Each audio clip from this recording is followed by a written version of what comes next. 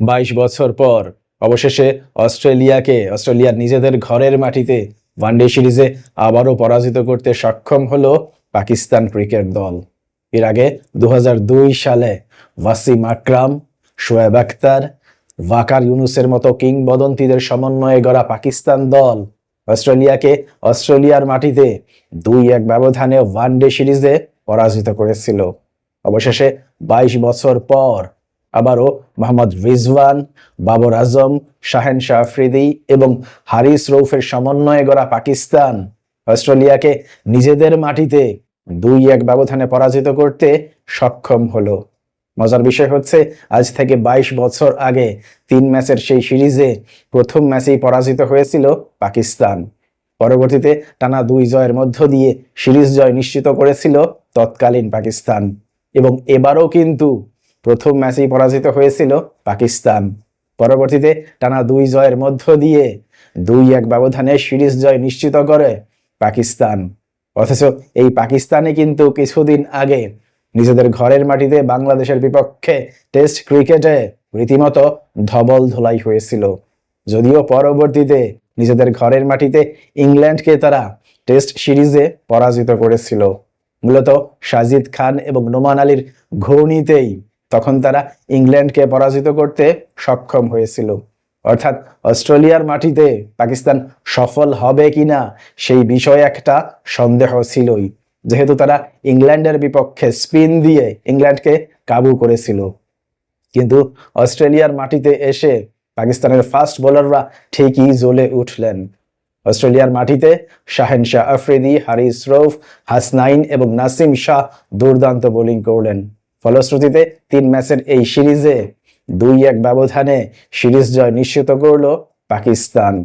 আমরা যদি 3 ম্যাচের এই সিরিজের প্রথম ম্যাচের দিকে তাকাই, তাহলে দেখতে পাই প্রথম ম্যাচেই কিন্তু পাকিস্তান মাত্র 203 রানে অল আউট হয়ে গিয়েছিল।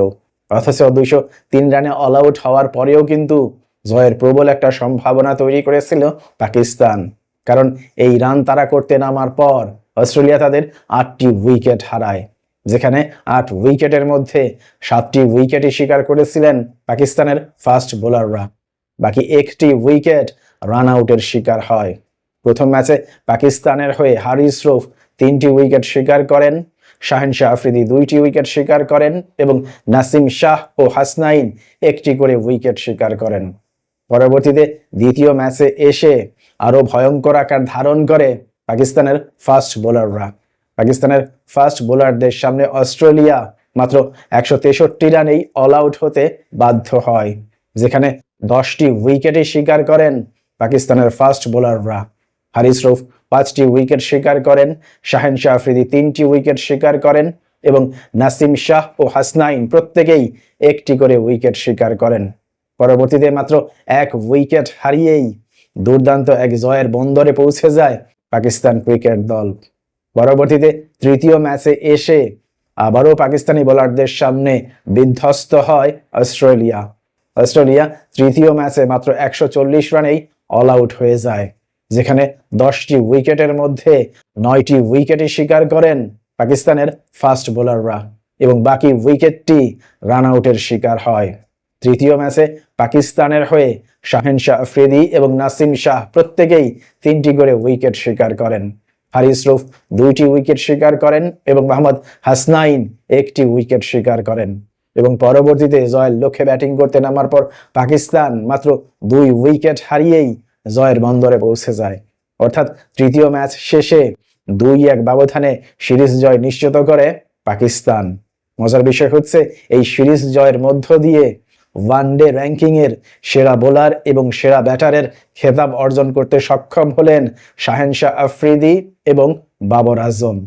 এই সিরিজে শাহেনশাহ আফ্রিদি 12.62 গড়ে সর্বমোট 8 উইকেট শিকার করেন এবং 8 উইকেট শিকার করে ওয়ানডে র্যাঙ্কিং এর 1 নাম্বার বোলার হিসেবে তালিকায় নিজের আসন পাকাপোক্তভাবেই দখল করেন।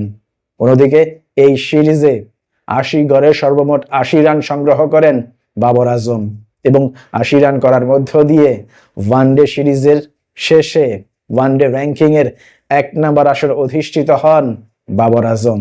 যদিও এই সিরিজ শেষে পাকিস্তানের সেরা বোলার অবশ্যই হারিস রউফ, যিনি 12 গড়ে 10 উইকেট শিকার করেন, এবং সেরা ব্যাটার উদ্বোধনী ব্যাটার সাইয়ুম আইয়ুব, যিনি 41.66 গড়ে 125 রান করতে সক্ষম হন।